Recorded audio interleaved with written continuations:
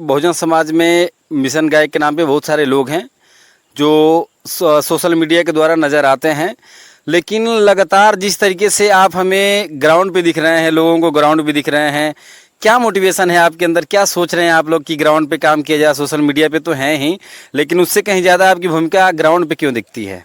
देखिए सर, जहाँ तक सवाल है, कुछ आप बोलना चाह रहे थे मैडम? ग्राउंड पे काम करने का हमारा एक और मकसद है कि देखिए बहुत सारे इस भारत देश में बहुत सारे कलाकार हैं जिनको बड़ा बड़ा फैसिलिटी चाहिए, बड़ा मंच चाहिए, आगे बैठने के लिए जगह चाहिए और समय से उनको गाने के लिए चाहिए। लेकिन हम लोगों ने क्या कि अगर हम भी ऐसे करने लगेंगे तो फिर उनके में हमारे में उनके में अंतर कुछ भी नहीं रह जाएगा।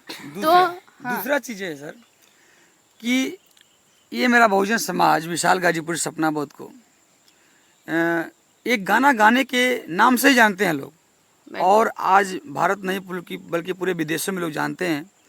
तो एक गाना गाने की वजह से तो जो समाज मुझे इतने बड़े सम्मान दिया है, इतने बड़े पैमाने पर आज ऑल वर्ल्ड के लोग जानते हैं, तो मैंने प्लानिंग किया कि ठीक है, एक तो नाम तो हो चुका है और मेरा चैनल भी है जो 2.5 लाख सब्सक्राइबर भी हैं, मेरे फॉलोअर्स भी हैं, और उससे ज़्यादा फॉलोअर्स तो मैंने अपने वेब कंपनी को दिया।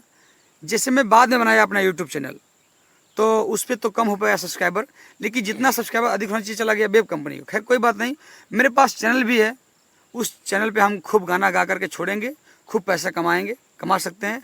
और आप फेसबुक पे भी बहुत सारा काम कर सकते हैं।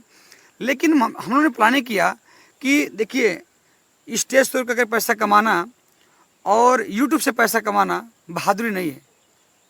हमको इसके साथ साथ ग्राउंड में जा कर के जिस समाज को गुमराह किया जा रहा है, भ्रम फैलाया जा रहा है, उस समाज को जो मेरे पास कला है, जो मेरे पास गला है, इसके माध्यम से समाज को जगा करके और बाबा साहब का जो सपना था पूरे भारत को बौद्धमय करना और समता मूलक जाति विहीन समाज का निर्माण करना और इस देश का शासक बनना, इसलिए हम लोग उस पर फोकस कर रहे हैं, गांव-गांव जा करके कि समाज हमारा जगे, समाज शासक बने, समाज अपने धर्म को पहचाने, तब जाकर के इस देश में कल्याण होगा। और माननीय साहब जी का जो सपना था कि हमको इस देश का प्रधानमंत्री बनाने का, वो कहते हैं कि हमको ना बिकने वाला समाज बनाना है, हम लोग उस पर फोकस करते हैं। बाबा साहब बोले कि हमको शिक्षित बनना है, हम राइट टू एजुकेशन के बारे में बताते हैं वहाँ पर गाँव में जाकर करके।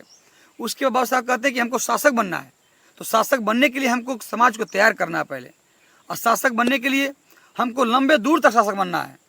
अगर हमको लंबे दूर तक शासक बनना है तो सबसे पहले हमको संघर्ष करना पड़ेगा, सामाजिक रूप से समाज को तैयार करना पड़ेगा, और जब समाज तैयार होगा तब जाके हम शासक बन सकते हैं।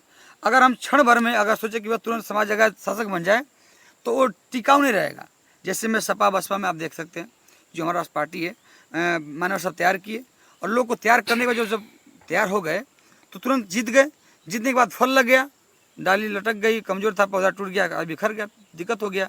अगर वही सामाजिक आंदोलन अगर लगातार चला होता तो हम लोग सत्ता से दूर नहीं जाते।